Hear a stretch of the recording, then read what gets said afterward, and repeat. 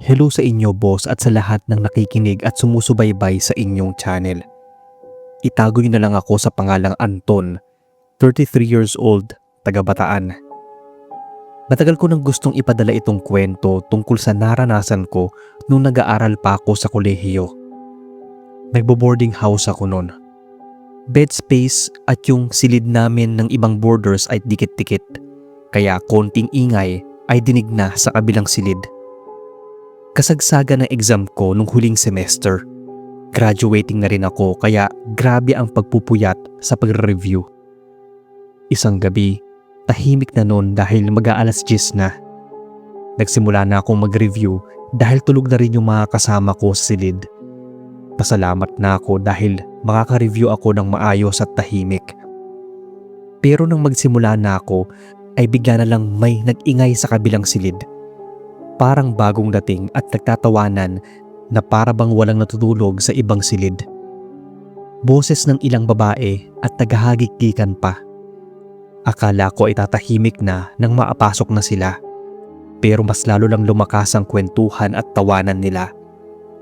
Gusto ko na nga silang pasukin noon at pagsabihang tumahimik dahil nambubulabog sila. Panireklamo na nga rin ng mga kasama ko sa kwarto. Nang bigla na lang may kumalabog na parang biglang bumagsak sa dingding o natumba, tapos tawanan ulit. Nang gagalaiti na ako sa inis. Kaya naman hindi na ako nakatiis at kinalampag ko sila sa dingding. Malakas kong sinabi na magpatulog naman sila. Biglang tumahimik. Pero maya-maya lang may kumalabog na naman sa dingding na para bang nangaasar. Kaya lumabas na ako ng silid namin at kinatok sila. Matagal pa yon bago buksan. Narinig ko pang may naghahagik-gikan. Pagbukas ng pinto ay medyo mataray pang namewang yung isang babaeng boarder doon. Sinabihan ko lang na pakihinaan nila ang kwentuhan at tawanan dahil nagre-review ako at tulog na yung ibang mga kasama ko. Okay lang ang sinagot nito at pinagsarahan na niya ako ng pinto. Tumahimik naman noon kahit papaano. Pero nang sumunod na gabi, ganun na naman yung nangyari. At doon talaga, sumabog na ako. Bad trip na bad trip ako noon, boss. Pero mas bad trip pala yung isang kasama ko sa silid. Namalayan ko na lang na andun siya sa labas at kinakatok na ang kabilang silid. Narinig ko nagsisigawan na sila. Para siyang sinapian noon na gigil na gigil. Talagang nagkagulo sa boarding house ng gabing yun at nagkapisikalan pa nga sila. Nagpasya na lang akong lumipat ng boarding house noon kahit magbabayad ulit ng panibagong down payment. Nung huling gabi ko doon ay kinausap ko yung kasamahan kong nakipag-away. Buong araw yung nakahiga at nanakit daw ang buong katawan. Panay suka at sobrang sakit daw ng ulo. Mas lalo pa yung lumala nang lumalim na ang gabi. Nanginginig siya at ang taas ng lagnat. Kaya sinamahan ko siyang magpatingin sa doktor. Bumalik din kami ng madaling araw nang bigyan siya ng gamot. Pero hindi yun humupa. Hinang-hina na siya nang muling bumangon at bigla na lang nawalan ng malay. Napansin kong sobrang putla niya. Tapos yung mga mata niya, malikot na bago siya mawalan ng malay. Pinuntahan siya noon ng mga magulang niya sa ospital na pinadalhan namin sa kanya. Kinabukasan noon ay agad akong lumipat ng boarding house. Sa pagtataka ko ay nauna pang lumipat sa akin yung sa kabilang silid na nakaaway nung kasama ko. Tapos nalaman ko mula sa mga dating kasamahan namin sa boarding house na binarang daw yung kasama namin sa silid. Duda daw sila na yung nakaaway nito ang may gawa nun. Laking pasalamat ko na lang din ng gabing yon na naapagtimpi ako ng inis ko. Ako dapat ang haharap doon. At siguro kung ako nga ang nakaharap doon ay baka ako din ang nabarang. Kung tama nga na siya ang may kagagawan kung bakit nagkasakit yung ka-roommate ko.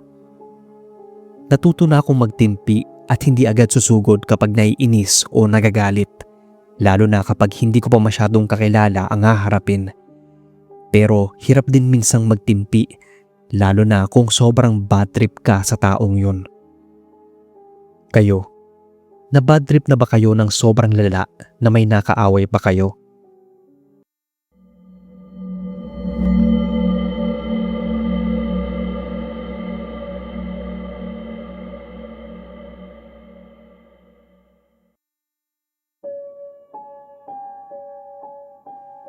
Magandang araw sa inyo, Sir Bob, pati na sa mga listeners.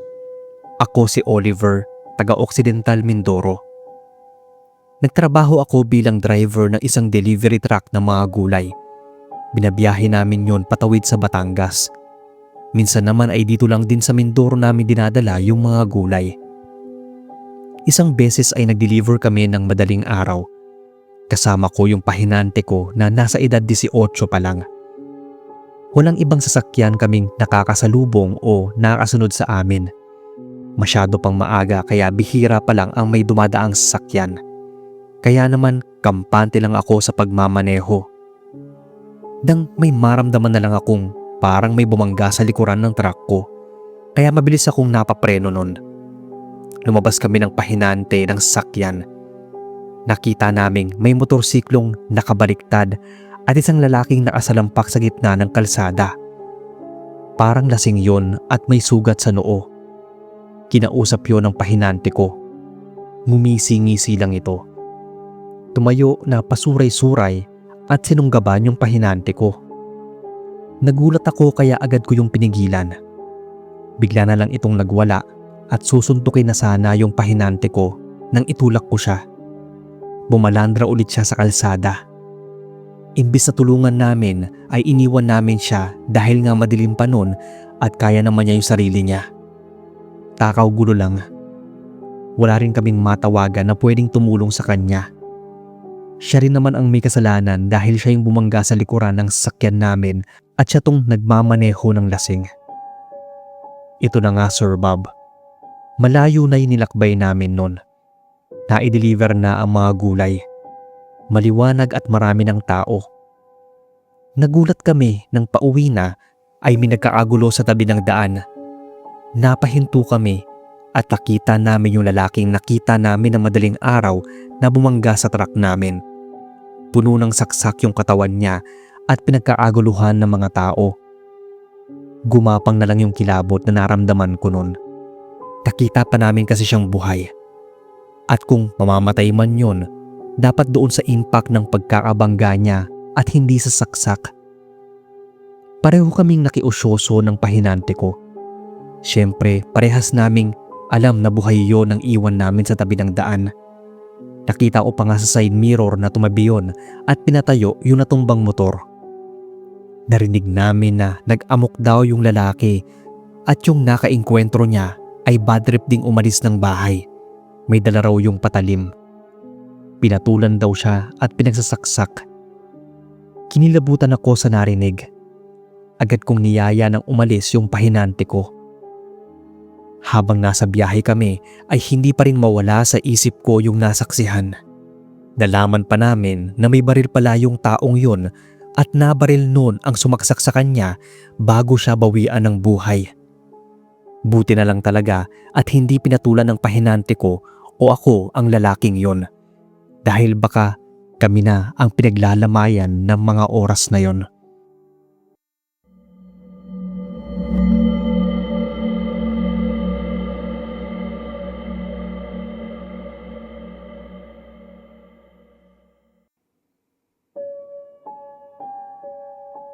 Hello sa inyo, Sir Bob, at sa lahat ng mga nakikinig sa inyong channel. Tawagin na lang akong Gary, taga Bicol.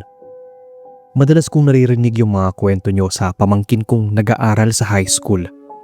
Nagulat nga ako nang sabihin niya na pwede raw magpadala sa inyo ng kwento. Matagal ko na kasing gustong ibahagi itong nakakatakot kong karanasan. Sa totoo lang, Sir Bob, bibihira lang akong magalit. Masayahin kasi akong tao. Sa bahay, ako ang nagpapasaya sa mga kasamahan ko. Pero tama nga yung sinasabi nilang kakaibang magalit ang taong masayahin at mabait. Nagtatrabaho na ako nito, Sir Bob. Kasama ko sa bahay yung 3 kong kapatid. Parehong lalaki ang sumunod sa akin at babae yung bunso namin na nag-aaral noon sa high school. Naabutan kong nag-aawa yung 2 kong kapatid na lalaki. Pinapagalitan sila ni Mama pero sagot ng sagot yung 2 at parang hindi naririnig si Mama. Wala nang gabing yon si Papa. Yung bunso naman naming babae nanonood ng TV sa malakas na volume.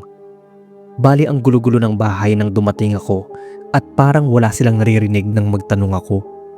Hinayaan ko na lang sila dahil pagod ako at gutom na gutom ng mga oras na yon. Pero pagdating ko ng kusina at maghanap ng pagkain, walang pagkain. Kahit sinaing man lang sana dahil madali na lang magluto at maghanap ng uulamin. Sobrang gutom na ako noon.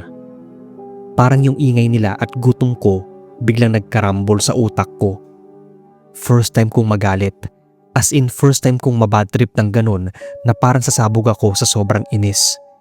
Wala man lang nakikinig sa akin. First time kong magbasag ng pinggan. Pati nga si mama ay nagulat. Nagsipagtigil sila noon at sabay na napatingin sa akin. Muntikan ko nang batuhin ang TV na nakakabingi na sa sobrang lakas ng volume. Nanginginig na ako noon na parang gusto ko silang pagpapaluin lahat. Kahit nga si mama ay walang nagawa. Dahil ayoko magbitaw ng mas sakit na salita at ayoko ring pakapanakit ng kapatid, nagmadali akong lumabas ng bahay. Sa inis ko nga ay nilakad ko lang papuntang convenience store kahit na medyo may kalayuan ito sa bahay. Walang bihis at hindi ko man lang tiningnan kung maayos ba yung itsura ko. Basta ang gusto ko lang ay makakain at makatulog ng maayos matapos ang isang buong araw ng pagtatrabaho. Hindi ko na alintana noon yung madilim na daan. Sa inis ko ay nakuha kong maglakad sa madilim. Nang maramdaman kong parang may sumagi sa akin, agad akong napalingon kung sino ang nakasalubong ko at sumagi. Pero nagpalingali nga ako sa lahat ng direksyon, wala man lang akong nakita. Nagpatuloy na ako sa paglalakad. Nagulat ako noon, Sir Bob, dahil may bigla na lang tumawid na pusa sa harapan ko. Nadagdagan lang yung inis ko ng nerbiyos. Doon ko lang na-realize, Sir Bob, na malayo na pala yung nalalakad ko at ang dilim ng paligid. Babalik na sana ako ng bahay nang may biglang humarang sa akin. Hindi siya tao o kung ano, kundi malaking itim na aso. Grabe yung paglalaway nun. Unang pumasok sa isip ko ay asong ulol yun, kaya agad akong natakot. Binugaw ko yun palayo, pero hindi ito umaalis o gumagalaw sa kinatatayuan. Naghanap naman ako ng pwedeng ibato sa kanya, pero hindi rin ako maagalaw sa kinatatayuan. Parang saglit kami nagkatitigan bago niya ako angilan. Napaatras ako. Papalapit siya ng papalapit sa akin at ako naman ay paatras ng paatras. Nanginginig na yung mga tuhod ko at kamay. Gustong gusto ko nang sumigaw at humingi ng tulong. Muli ko yung binugaw, pero patuloy lang ito sa paglapit sa akin. May namataan akong isang sanga ng kahoy at agad ko yung dinampot. Pero parang hindi man lang yun nakaramdam ng takot o alinlangan na baka hampasin ko siya. Para akong baliw noon na kinakausap yung aso. Mura na nga rin ako ng mura sa takot na baka lapain niya ako. Nang parang dadambahan na niya ako ay nakarinig ako ng ilang beses na busina ng motor. Natamaan ako ng headlight nito. Doon ko nakita yung dalawang kapatid kong lalaki. Tapos noon ay biglang nawala yung aso. Akala ko na ay katapusan ko na nung gabing yon. Buti na lang at dumating din agad yung mga kapatid ko. Tulala akong nakatitig sa kung saan nakatayo yung aso pero bigla yung nawala sa paningin ko. Tinawag ako ng mga kapatid ko at pinasakay na sa motor. Sasamahan daw nila ako. Halos hindi ako maapagsalita. Sinabi ko na lang na bumalik kami sa bahay. Tinanong pa nila ako kung bakit daw ako nakahinto lang doon at nakatitig sa kawalan. Tinanong ko sila kung hindi ba nila nakita yung asong malapit na akong lapain. May nakita daw silang biglang tumakbo pero parang hindi naman daw aso yon. Hindi na ako nagpumilit pa doon sa nakita. Nang hina akong bigla noon kaya nanginginig pa akong napakapit sa kapatid ko. Pagdating ng bahay ay inusisa nila ako kung ano bang nangyari sa akin at bakit daw kasi ako naglakad ng ganun kalayo at kadilim. Wala akong maikwento sa kanila. Hindi ko nga alam kung totoo ba yung nakita ko o dala lang ng pagod, antok at gutom. Pinagluto nila ako pero nawalan na ako ng ganang kumain. Sobrang nanghina kasi ako sa nasaksihan. Natulog na ako noon pero pagising-gising dahil may naramdaman akong parang may naglalakad sa labas ng bahay namin. Doon sa gilid ng kwarto ko, napatingin ako sa may bintana. Doon ay may nakita akong parang dumaan na anino. Dahan-dahan akong bumangon at sumilip sa bintana. Wala akong nakitang tao. Pero nang patalikod na ako at babalik na sa higaan, naramdaman ko na lang na parang may dumaan sa labas ng bintana. Mabilis ko yung nilingon pero wala akong naabutan. Kaya dali-dali na lang akong humiga at nagtalukbong ng kumot. Nakatulog na ako nito, sir. Pero nanaginip ako na nagbubuno kami ng malaking aso. Pagulong-gulong daw kami sa kalsada. Naramdaman ko na lang na nadaganan niya ako at parang may sumasakal sa akin. Nagising akong pawis na pawis at niyuyugyug ng kapatid ko. Narinig daw nila na ang sama ng ungol ko. Naabutan na lang daw nila akong parang naniga sa higaan. Yung parang nagpupumiglas pero hindi maagalaw. Kaya dali-dali nila akong ginising dahil binabangungot daw ako. Ilang gabing sunod-sunod kong napapanaginipan yung asong nakaharap ko nung gabing nasa labas ako at madilim. Nahinto na lang din yun nang lumaon na. Pero isa lang talaga ang narealize ko. Na kapag bad trip ka, dapat hindi ka padalos-dalos sa mga ginagawa dahil baka ito pa ang ikapahamak mo. Hanggang dito na lang, Sir Bob, ang kwento ko. Sana ay mabasa ninyo sa channel.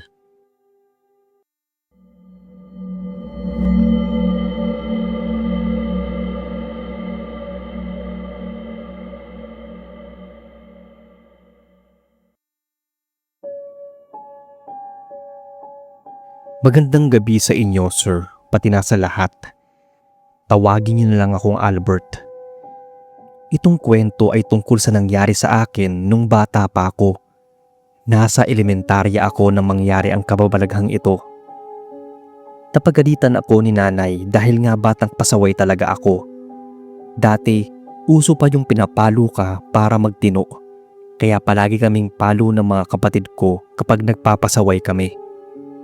May isang beses na gustong-gusto ko nang maglaro sa labas. Andun kasi lahat ng mga kalaro ko. Pero hindi ako pinapayagan ni nanay lumabas. Nagmukmuk ako sa loob ng kwarto. Inis na inis ako noon, lalo na at naririnig ko yung masasayang tawanan ng mga kalaro ko. Sa bad trip ko nga ay hinintay ko lang makatulog si nanay at yung mga kapatid ko at tumakas ako sa bahay. Nalaman ko na pumuntang gubat yung mga kalaro ko at mahunguha raw ng gagamba. Kaya naman sumunod ako. Pero hindi ko sila naabutan o nakita doon kaya inis na inis ako. Bumubulong-bulong pa ako dahil hindi ako pinayagang lumabas. Sa inis ko noon, Sir Bob, ay hindi ko na alam ang mga pinaggagawa ko o pinagsisipa. Basta kung anong mapagtripan kong sipain ay sinisipa ko. Lalo na yung umpok ng lupang nakita ko. Pag-uwi ko ay nakaabang na si nanay. Papagalitan niya sana ako nang mapatingin siya sa may bandang paa ko. Bakit daw pulang-pula yung paa ko hanggang kalahati ng binti? Namumula yun na parang isang malaking pantal. Sakop noon ang halos buong paa ko hanggang sa kalahating binti. Saka ko lang naramdaman yung sobrang pangangati at hapdi. Napatingin ako doon at napaiyak ng malakas. Para kasing tinutusok-tusok ito ng karayom sa hapdi at kati. Agad akong pinahiga ni nanay at tiningnan ang paa ko. Ano daw ang nangyari? Para daw akong napaso. Dinala nila ako ni tatay sa ospital. Pinahiran yun ng cream. Medyo nawala nga yung kati at hapdi at nakatulog ako. Pero kinagabihan ay iyak ako ng iyak dahil parang tinutusok na naman yung paa ko ng malaking karayom. Nagpupumiglas daw ako noon dahil gustong-gusto kong kamutin pero nagsusugat na at sobrang hapdi. Parang lalo lang lumala yun. Nagkaroon na nga ng tubig-tubig at nagmukhang parang malaking paso. Paulit-ulit akong tinanong ni nanay kung saan ako galing at kung ano ba ang pinaggagawa ko ng hapon na yon. Sinabi ko sa kanila na doon lang ako sa gubat nagpunta. Wala naman akong ginawa. Pero nabanggit ko daw na may nasipa akong bahay ng pulang langgam. Baka yun daw ang dahilan kung bakit namula ng ganun ang mga paa ko. Kinagat daw ng sangkaterbang langgam.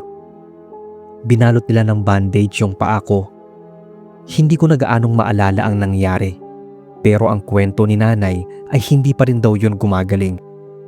Kung ano-ano ng gamot at cream ang pinahid. Kung ano-ano na rin ang ininom kong gamot pero hindi nawawala yung hapdi at kate. Sa huli ay naisipan ni nanay na ipatingin ako sa albularyo. Patagal na ng patagal pero hindi pa rin gumagaling yung malaking pantal ko na yon. Pero nung ando na kami sa albularyo, ang sabi ay pinarusahan daw ako ng isang duwende. Napagalitan pa ako ni nanay. Hindi raw pala bahay ng langgam ang sinipa ko, kundi bahay ng duwende o yung nuno sa punso. May kung anong dahon at ugat daw na binalot sa isang telang puti ang nilagay sa paa ko. May mga lupa at kung ano-anong dahon ang lumabas sa balat ko. Binalutan din yung paa ko ng dahon.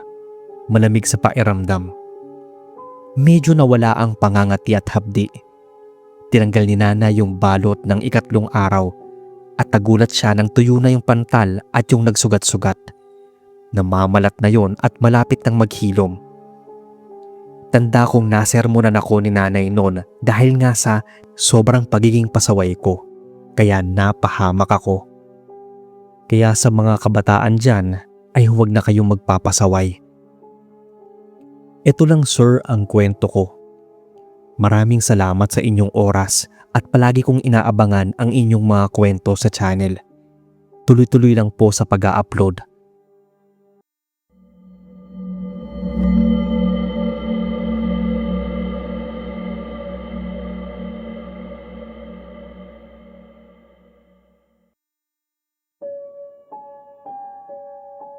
Mapagpalang araw sa inyo, Sir Bob, pati na sa mga nakikinig. Isa pala ako sa mga silent listeners nyo. Pangalanan mo na lang akong Laris, taga Paranaque. Itong experience ko ay tungkol sa nangyari sa akin nung nakaranas ako ng anxiety at stress. 2 taon na ang nakakalipas. 25 years old ako nang mangyari to at meron akong live-in partner noong mga panahon na yon. Naatira kami kasama ang mga magulang ko. Mag-isa lang akong anak, kaya ang akala ng marami at mga kakilala ko ay nakukuha o nasusunod ko lahat ng mga gusto ko. Pero hindi naman kami mayaman at yung kinikita ng partner ko ay sakto lang din sa mga bayarin o gastusin. Kaya hindi may iwasang paminsan-minsan ay umaasa pa rin ako sa mga magulang ko. Umabot pa nga sa puntong nagkapatong-patong na yung utang namin dahil sa nawalan ako ng kita at nawalan ng trabaho ang partner ko. Kaya umasa talaga kami sa mga magulang ko noon. Ang masakit at nakaka-bad trip, wala na nga siyang trabaho ay nakukuha pa niyang gumala at uminom. Umuuwi siya ng gabing-gabi na. Maayos lang sana kung kakain na lang siya at matutulog, pero hindi. Habang umunguya siya ay kung ano-ano ang pinagsasabi niya sa akin. Nagpapasok daw ako ng lalaki sa bahay namin at ang tamad-tamad ko raw. Naghahanap ako ng trabaho online dahil di ako pwedeng wala sa bahay. Matanda na kasi ang mga magulang ko at kulang pa ang mga gawaing bahay para magtrabaho pa sa labas. Doon na ako nagsimulang magkaroon ng anxiety dahil sa ginagawa ng partner ko. Halos araw-araw akong stress dahil sa pag-iinom niya. Isang gabi ay umuwi siyang lasing na lasing. Hindi namin kasama ang parents ko dahil minsan natutulog sila sa pwesto naming tindahan. Hinainan ko siya ng pagkain. Wala siyang narinig na anuman mula sa akin dahil ayoko talaga na nag-aaway kami. Saka kapag mag-aaway kami, siya tong palaging panalo dahil nga lasing siya. Kung ano-anong masasamang salita ang natatanggap ko. Nang gabing yon ay tahimik siyang kumakain. Nag-aayos naman ako ng higaan. Pero nagulat na lang ako nang bigla niya akong sabunutan at tanungin kung sino yung lalaki ko at pinapapasok ko sa bahay.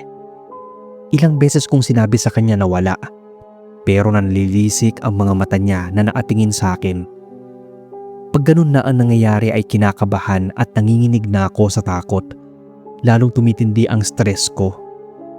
Hindi lang doon natapos ang nangyari dahil hindi pa siya nakontento. Kinuha niya yung martilyo at pinukpok sa binti ko ng ilang beses. Gigil na gigil siya at parang gusto na niya akong patayin. Akala ko, titigilan na niya ako nang makita na niya akong umiiyak. Pero mas nanggigil pa siya o nanggalaiti sa galit. Nandidilat ang mga mata niyang kumuha ng itak. Hindi ako makasigaw noon, Sir Bob. Takot ako na oras na malaman nila at puntahan nila ako sa bahay ay sila ang pagbuntungan ng galit ng partner ko. Pagkatapos niyang makontento na saktan ako ay umalis siya ng bahay. Umiiyak pa rin ako noon. Hindi ko alam kung bakit galit na galit siya ng ganoon sa akin. Huli ko na lang nalaman na tinutokso daw pala siya ng mga kainuman niya na under desaya. Ina-under ko daw siya. Pero ang totoo ay hindi naman. Kaya bad trip siyang umuwi ng bahay. Naramdaman ko noon na nakauwi na siya. Tahimik siyang tumabi sa akin. Nakadilat ako kahit madilim. Titig na titig ako sa kisame kahit kadiliman lang ang nakikita ko. Nararamdaman ko yung sakit ng pinukpok niyang martilyo at itak sa binti ko. Buti na lang at hindi ako pasain. Pero dahil nga martilyo yun, nagkaroon ako ng konting pasalang, yung madaling matapalan. Yung bang parang walang bakas na sinaktan niya ako. Pero ramdam ko ang panghihina at sakit ng ginawa niya sa akin. Magmamadaling araw na yon, sir. Nag-aagaw yung antok at galit ko. Pamayat maya akong tumitingin sa pwesto ng partner ko. Ipipikit ko na sana yung mga mata ko nang may marinig akong parang bulong. Yung parang dumaan lang sa pandinig ko. Kaya napakumot ako dahil bigla akong kinabahan. Tulog na tulog naman yung partner ko at wala kaming ibang kasama sa kwarto. Kaya ganun na lang yung gulat ko nang makarinig ako ng boses. Hindi ko alam kung anong nangyari, Sir Bob, pero nahimasmasan ako na may hawak na akong kutsilyo. Titig na titig ako sa partner ko at alam kong konting bulong na lang ni kamatayan ay sasaksakin ko na siya. Pero kahit papaano ay bumalik pa rin ako sa katinuan. Nakatulog ako ng ilang minuto nun. Pero nagising ako nang marinig ko yung partner ko na umuungol na parang nahihirapan. Pagdilat ko, hindi ako nakahiga, kundi naapatong ako sa kanya at mariin kong tinatakpan ng unan yung mukha niya. Akala ko nun, Sir Bob, ay nananaginip lang ako na pinapatay ko siya. Pero nang magising ako, totoo talagang gusto ko siyang patayin. Yung parang hindi ko kontrolado yung isip at katawan ko nung mga oras na yon. Biglang nagpumiglas yung partner ko at nasampal ako. Dun pa lang ako parang nagising ng totoo. Hingal na hingal siya nang nakatingin sa akin. Humupa na yung alak sa sistema niya nung mga oras na yon. At siya yung tipo na nakakalimutan na niya ang nangyayari kapag nakatulog na. Pero ako ang nagdadala, nagtitiis at nakakaalala ng mga pananakit niya. Takang-taka naman siya noon kung bakit ko siya tinakpan ng unan sa muka. Minura ko siya sa sobrang galit. Sinabi ko sa kanya yung mga pinaggagawa niya sa akin tuwing nalalasing. Nasabi ko rin na dahil sa mga ginagawa niya ay nadedemonyo na akong patayin siya. Sa tuwing naaalala ko yun ay hindi ako kinikilabutan sa isiping baka napatay ko siya, kundi doon sa boses na narinig ko nung gabing yon, Sir Bob. Malinaw na narinig kong may bumulong sa akin. Yung garalgal na parang matandang boses na inuutusan akong patayin yung live-in partner ko. Natakot na akong matulog nun. Ilang araw akong balisa. Kahit yung partner ko ay natakot na ring matulog na katabi ako. Nahinto siya sa pag-iinom, pero ilang araw lang naman ang lumipas at bumalik ulit siya sa pag-iinom. Nasaktan niya ulit ako at talagang muntikan ko na siyang mataga. Umuwi siya sa kanila dahil nakipaghiwalay na ako sa kanya. Hindi ko tuloy alam kung sino ang mas demonyo, yung bumubulong sa akin o yung naging partner ko. Kasi nung naghiwalay kami, naging maayos yung tulog ko at nawala ang pagkabalisa. Nawala rin yung anxiety at stress ko na lumala lang nang mawalan kami pareho ng trabaho at nagsimula na siyang maglasing at saktan ako. Okay lang kung simpleng bad trip na walang sakitan. Pero yung ganitong may pisikalan na at mas sakit na salita, iba na to. Kung ikaw rin ay nasa katulad kong kalagayan, sana ay isipin mong hindi yan ang buhay para sa'yo. Sana ay makawala ka na.